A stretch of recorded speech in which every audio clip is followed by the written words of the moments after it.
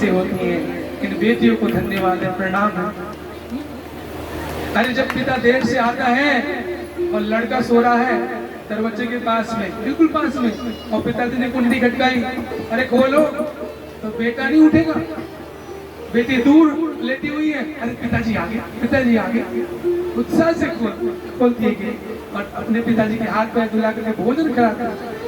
तो बेटी का योगदान इस संसार में जाता है। बोलो राधे राधे। हाथ जोड़ करके कहने लगे, महाराज आपने आने में देर कर दी, ये हिंदू धर्म है, इस धर्म में कोई भी बाप अपनी बेटी को दी हुई चीज फिर दोबारा उससे, बोलो बोलो, कोई लेता है क्या?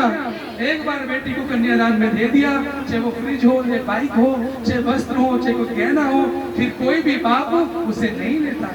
यहाँ तक कि हमारे यहाँ तो ऐसी परंपरा है आज भी, अगर आपके यहाँ बहुत अच्छी है, बेटी के यहाँ का पानी भी, बोलो राधे राधे, इतना नियम है। तो बोले प्रभु और कुछ मांग लो, ये तो मैंने बेटी को दे दिया। बोले और तुम बताओ क्या दो? तो देखा, अपनी बेटी को देखा, मेरी बेटी जवान हो गई और भगवान से बढ़िया दूल्हा कोई दुनिया में। बोले प्रभु एक उपाय है मेरे पास, क्योंकि भक्त बुद्धिमान होते हैं। बोले अगर आप मेरी बेटी का हाथ अपने हाथ में ले लो तो मैं भी जिम्मेदारी से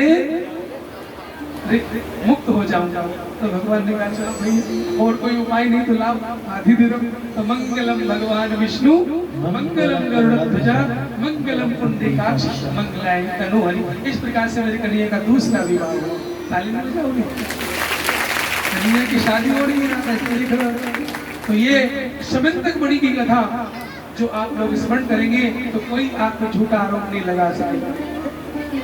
भगवान वो मणि लेकर के आए, पूरी द्वारका में जय जयकार हो गई। अब भगवान तो निर्दोष थे ही, भगवान के भक्त निर्दोष ही होते हैं, लेकिन कितनी विडंबना है आज के युग में। माता बहनों, हम लोग अपने अंदर अंदर रो लेते हैं, हम अपने आंसू किसी को दिखाते नहीं है। इस भारत में बड़े उल्टे पुल्टे काम चल रहे हैं। जो क्रिमिनल हैं, जो लुटेरे हैं, जो मर्डर कर रहे हैं, वो तो आजाद घूम रहे हैं, और जो संत महात्मा है वो जेल में पड़े निर्दोष। इसी का ये दुष्परिणाम है कि कभी तो बाढ़ आती है, कभी जो है भूकंप आते हैं। क्यों? क्योंकि निर्बल को न सताइए जाकी मोटी हाय, ये हाय लग रही है। अपने इन नेताओं को, इन जजों को कौन समझाए कि भैया संतों को छोड़ो। आप लोग के पास में मोबाइल किस किस के पास में है? बड़ा वाला। आज शाम को जब, आज रात में जब आप लोग घर जाओगे उसमें देखना प्रज्ञा भारती आज की अदालत। क्या बोलोगे? उसकी दुख भरी कहानी देखना। इसमें मैंने देखा तो कई दिन तक मुझे भोजन अच्छा नहीं लगा। वो साध्वी बनी और उसको दूसरी सरकार ने फंसा दिया, झूठे केस में जेल में डाला गया। अच्छा ये बताओ, लेडीज पुलिस को लेडीज पुलिस ही तो मारेगी, सजा देगी, पकड़ेगी? कोई कानून में, भाइयों बहनों तुम भी कानून जानते हो, कोई लेडीज को कोई जेंट्स पुलिस तो नहीं मार सकता ना, अपराध होगा ना उसको। वहां प्रज्ञा भारती के चैनल में देखा, बोले मुझे जेंट्स पुलिस ने इतना मारा कि मेरे अंदर से फेफड़े फट गए।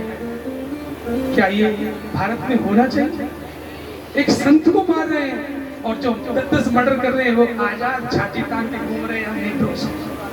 बस यही कारण है दुख का, यही कारण है बाढ़ का, यही कारण है सूखे का।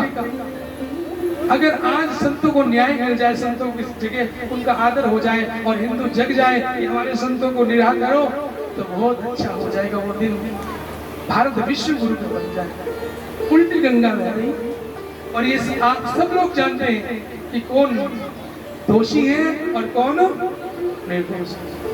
तो आज अपने मोबाइल में देखना जाके आज की अदालत प्रज्ञा भारती, अगर ना आपको रोना आ जाए तो बताना मुझे। कहते हैं उनको 9 साल में छोड़ा, कितने साल में? और अब जज लिखता है आप बात इज्जत बरी की जाती है, आप इसमें नहीं हो, इस केस में आपका कोई भी हाथ। अब मुझे ये बताओ सारे के सारे जो यहाँ बैठे हैं, जो दूर सुन रहे हैं, अब उनके 9 साल कौन लेके आएगा वापस? बताइए। उनके 9 साल का समय कोई दे सकता है माई का लाल?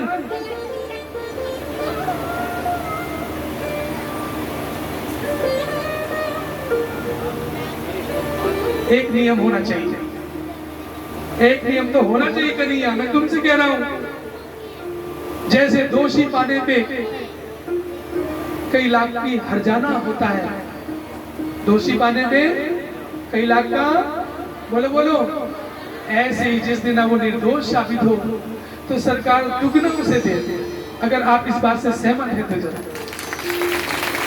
ये मानवता है।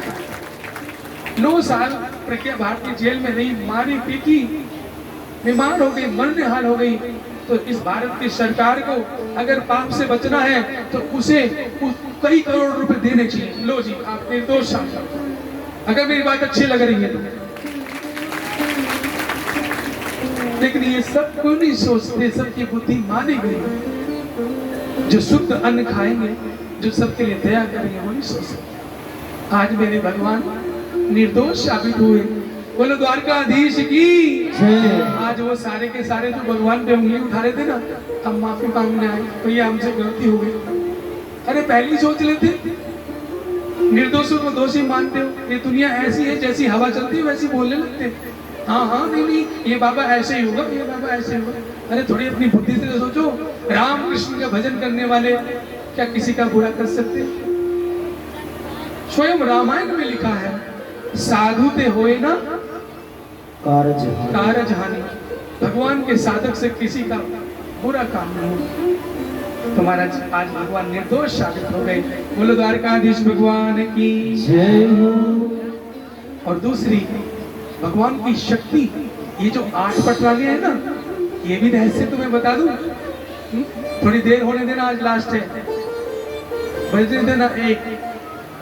तो गोपाल जी जब तार जोड़ के बैठते हैं ना, अपने आप शक्ति आ जाती है, अपने आप सब चमत्कार होता है। तो अभी आज की कथा है, थोड़ी देर बैठे रहोगे, जाने की जल्दी तो नहीं। हम भी दिन में ऐसे थोड़ा बहुत सोते हैं, क्योंकि आप भक्त लोग हमें सोने नहीं देते। जहाँ जरा सा लेते, गुरु जी ये बता दो, तो करेंगे भाई। जैसे हमारे बॉर्डर पे सैनिक लोग सर्दी में खड़े हैं स्टैंड गन लेकर के, गर्मी में तप रहे हैं, बरसात में भीग रहे हैं, ऐसे भारत का साधु भी रात दिन जगेगा, तुम्हें जगाने आएगा, तुम्हें धर्म में लगाने आएगा। तुम चाहे गाली दे दो, चाहे तुम आदर करो, चाहे हमारी बेइज्जती करो, हम तो करते रहेंगे भाई। बोलो जय श्री कृष्ण।